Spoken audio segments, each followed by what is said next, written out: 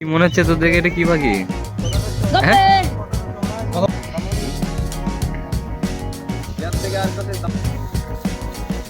কিন্তু হেভি ফুটছে টগর টক। নে আই দেখ দাদা নে না রে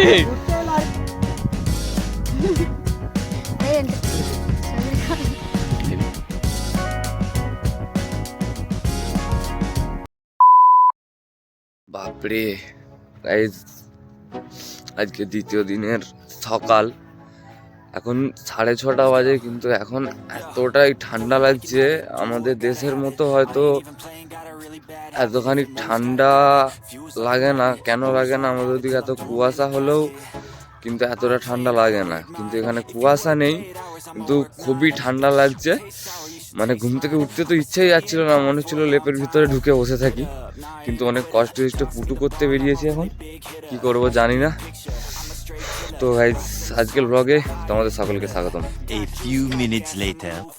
আমরা কি জঙ্গলে মঙ্গল করতে এসেছি, তাই তো? সকালবেলা, হ্যাঁ তাই তো। যাই বলিস, ঠান্ডাটা কিন্তু সেই আছে। আর এর থেকে আরো ভালো লাগলো, মানে যে জলটায় ছুঁচু করলাম ওই জলটা আরো হেভি লাগলো। মানে আফ্রিকার জঙ্গল ফঙ্গলের ভিতর দিয়েও যেতে হচ্ছে আমাদেরকে, ঠিক আছে। এখন কিন্তু যাচ্ছি হেভি একটা জিনিস খেতে।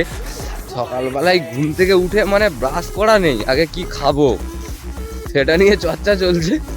আর এখন তো সব কটা মিলে এরকম ভাবে হাঁটা চলা দিয়ে দিয়েছি। আর যাই এখন গিয়ে দেখি কেমন রস পাওয়া যায়। রসটা কিন্তু হেভি ফুটছে টগর টগর করে, সব রস, তাই তো।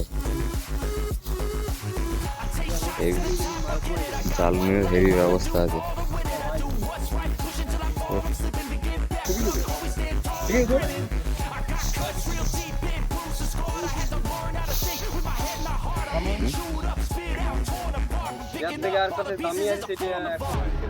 অল্প করে দিবি, হ্যাঁ থাক থাক থাক থাক, ভর্তি হয়ে গেল। কোনটা আবার হেলাই? ও পুরো 1 গ্লাস তুলে নিয়েছি সকালবেলায়।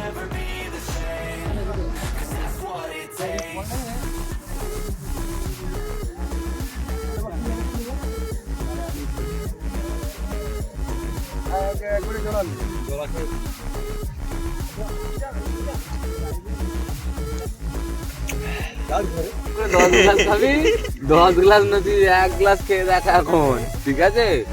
যা ঠান্ডা, দাঁতগুলো পুরো কাঁপছে হি করে। বিরাটই ঠান্ডা।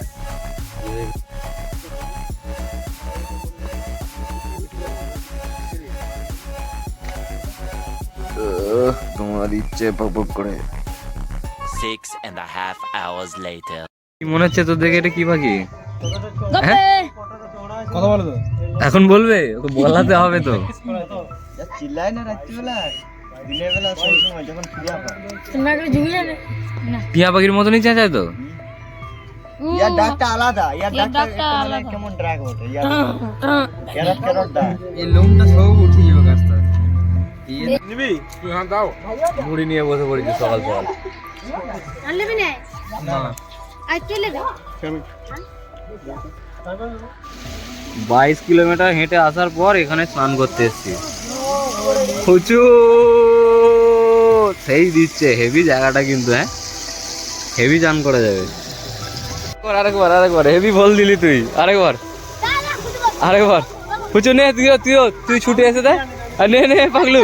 একটা ভিডিও করবে। হ্যাঁ একটা গেম দেবো। হ্যাঁ একটা ছুটে আগলে বল দেবো। তুই দে না, আমি করছি তো। প্রথম আগলে বল। আচ্ছা প্রথমে আগলে, ঠিক আছে। অনেক দূর থেকে দিতে হবে, তাই তো। নে আয়। হ্যাঁ আয় না তুই, আয়। ও দেখ সাবাস। কিছু একটা দে না রে। তো ওইখান থেকে দাঁড়িয়ে উল্টে দে, পিছন দিকে ঘুরে নে। দেখ দাদা নে না রে।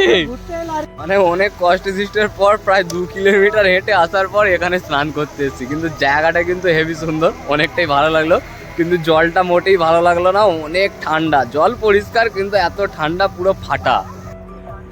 দেখো এরকম ভাবে গাছে খেজুর রস দেয়। মানে এখানটাকে এরকম গর্ত করে কেটে দিয়েছে, আর এখানে একটা কাঠি লাগিয়ে দিয়েছে বাঁশের কঞ্চি। আর এইখানটাতেই ঠিক একটা হাঁড়ি ঝুলিয়ে দেয় আর ওখান থেকে রসটা বেরিয়ে বেরিয়ে টুকটুক টুকটুক করে হাঁড়ি ভর্তি হয়ে যায়। যা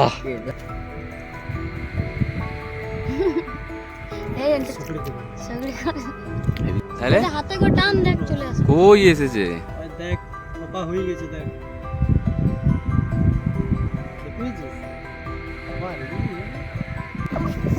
ফ্রিজে রেখে দিলে কি অনেকক্ষণ ভালো থাকবে? হ্যাঁ কিরকম হবে দেখাবো দেখা? এই যে আমাদের জামা কাপড় আছে এটাই চাট করে আসছে আচ্ছা আচ্ছা আচ্ছা ঠিক আছে আচ্ছা। খেয়ে যাচ্ছি। ঠিক আছে। আর আর কি হেঁটে হেঁটে বাড়ি যাচ্ছি চাট করে বাহ,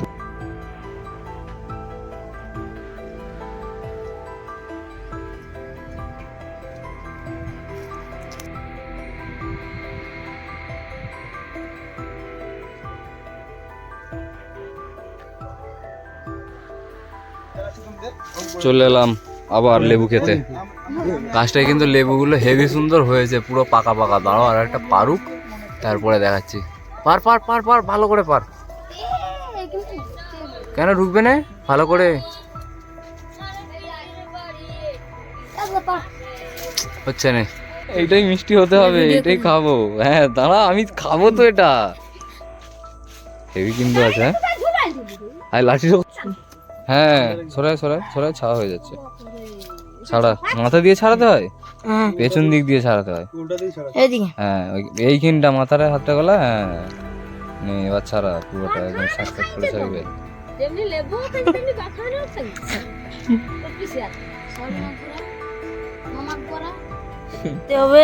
হ্যাঁ এমনি করে বিলাতে হবে। হ্যাঁ এবার একটা করে সবাইকে দাও। একটা করে কতজন আছে?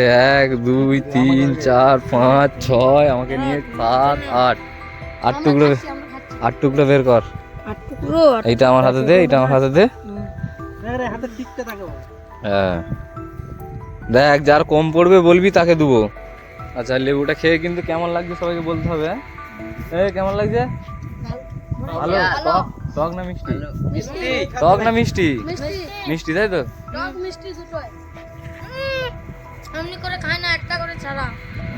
তো এই স্নান টান সারতে তো অনেকটাই লেট হয়ে গেল।